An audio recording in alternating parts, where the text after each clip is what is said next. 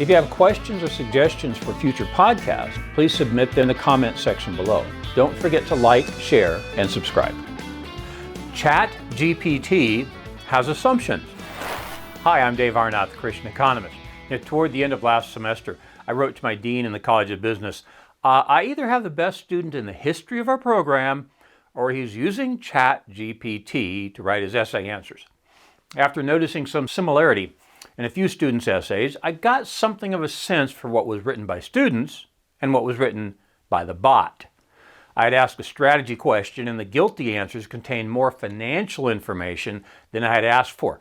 This is not a huge deal. Students have been cheating on answers since Cain said he didn't know where his brother was.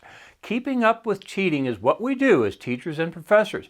This is simply a new technique. Oh, it is cheating, by the way. Passing off someone else's work as your own is cheating, even if the someone is a computer program. There are many biblical warnings about deception. Here's just one from the Old Testament and one from the New Testament. In Job 15:31, it says, "Let him not deceive himself by trusting what is worthless, for he will get nothing in return." And in 2 Timothy chapter 3, the Apostle Paul warns us, "Evil people and impostors will go from bad to worse as they deceive others and are themselves deceived. But as for you, continuing what you have learned and found to be true, because you know from whom you learned it." Okay, so we shouldn't be alarmed by a bot trying to change or deceive us. Assumptions. An article in the Washington Post by Garrett DeVink is titled, "ChatGPT Leans Liberal, Research Shows." I assume Mr. DeVink wrote the article and that he didn't use AI to write it for him. Now that would be interesting, wouldn't it? Asking a bot to write an article criticizing a bot? He cited a research paper that said the following, quote, "The paper adds to a growing body of research on chatbots, showing that despite their designers trying to control potential biases, the bots are infused with assumptions, beliefs, and stereotypes found in the reams of data scraped from the open internet that they're trained on," end quote. So, it's garbage in, garbage out. All computer programs are that way. Now, the frightening thing about this one, apparently, is its ability to teach itself. Now, that's reminiscent of the robot Hal's response in the 1968 movie 2001: A Space Odyssey when he says, "Sorry, Dave, I'm afraid I can't do that." Okay, but for now, let's look back to assumptions. The economics textbook I used in my macroeconomics class at Dallas Baptist University was authored by Gregory Mankiw. He has a section in an early chapter about assumptions. As a warning about false assumptions, I tell this story.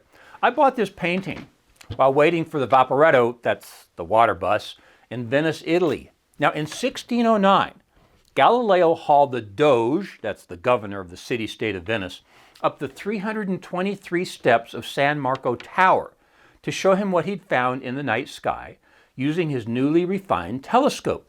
It seemed to indicate that my predecessors, Catholic priests, were wrong, and that the Earth was not the center of the solar system.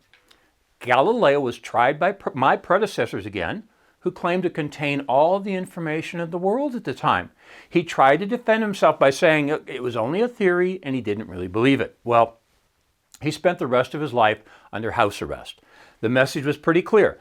Don't mess with the folks who hold the power of information. Now, legend has it, after his prosecution, he uttered the famous phrase, "Yet it moves." Now, you still hear that phrase occasionally when someone thinks they are clearly correct after losing an argument.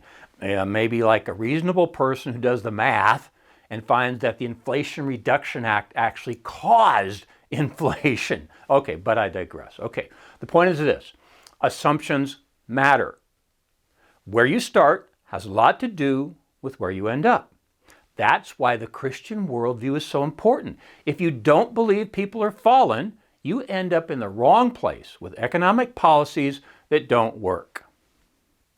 Machines are frightening. Machines have always threatened humans, and we've always, with God's grace, figured out how to deal with them. Way back in 2014, my fellow faculty members and I were being taught the learning management system called Blackboard. Now, to ease our concerns about the fear of change, we were told a story about the dangers predicted by the first ballpoint pen. It seems that instructors were concerned that it would write so fast that it would produce garbled thoughts. See, the idea was that the time invested in dipping the old quill pen into the ink gave the author time to think about what she was writing. But our predecessors somehow survived the threat of the ballpoint pen, and we went on to bigger and better things, which is my next subject. Creative destruction. Joseph Schumpeter came up with this idea of creative destruction. Back to the writing theme from that previous section I just talked about. Now, after the danger of the ballpoint pen, we were faced with a typewriter. When I joined the workforce in 1976, an IBM salesman would stop by our office every few months to try to sell us an updated typewriter. His industry was creatively destroyed by the computer. Now, this might seem axiomatic, but creative destruction is part of creation, not the fall. God created a perfect world. Fallen humans have messed it up. Our job is to seek redemption by returning our world closer to God's creative intent. Creativity does that. Economists like creative destruction because it improves productivity. Politicians don't appreciate it quite often because it destroys the jobs of their constituents. So politicians go to various economically stupid tricks to try to maintain jobs that should have been replaced by machines.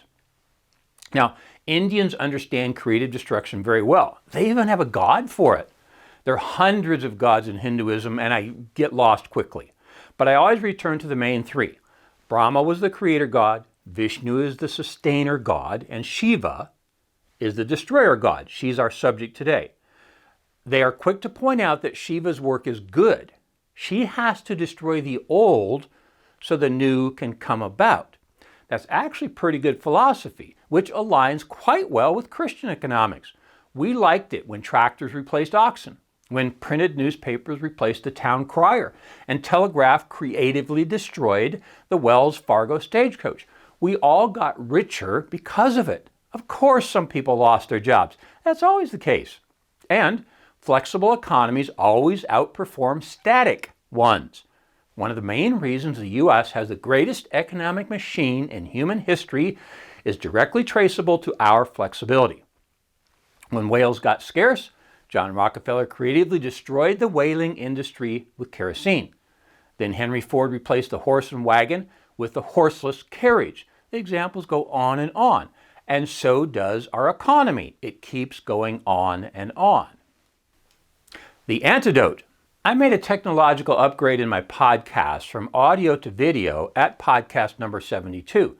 That happens to be one of my favorites. It's called Two Worlds, and it traces the split in our nation to a difference of worldview that I don't think will diminish. I make a suggestion for how we can be in the world, but not of the world, in that podcast, which I've titled Two Worlds. I say that Christians need to form themselves into tightly knit groups that replicate the first century church. Here's two examples. One comes from the book Amazing Grace by Eric Metaxas, where he explains how William Wilberforce had the strength to enter the arena of the House of Commons each day only after he spent the evening with his Christian colleagues in the hamlet called Clapham. The other example comes from the book The Benedict Option by Rod Dreher, where he explains how St. Benedict fled the essentially Sodom and Gomorrah culture of Rome early in the 6th century and retreated to a cave where he started what would become the Benedictine order. So, as technological changes affect the economic world we live in, we must figure out how to adapt while holding on to our basic beliefs. That's what Wilberforce and Benedict did. We will also, as we build an economy that is not only flexible, but stronger than ever. I'm Dave Arnott, the Christian Economist. Fear God, tell the truth, earn a profit. See you next time. For more information, please visit us online at davearnott.com. If you have questions or suggestions for future podcasts, please submit them online or in the comments section below. Don't forget to like, share, and subscribe.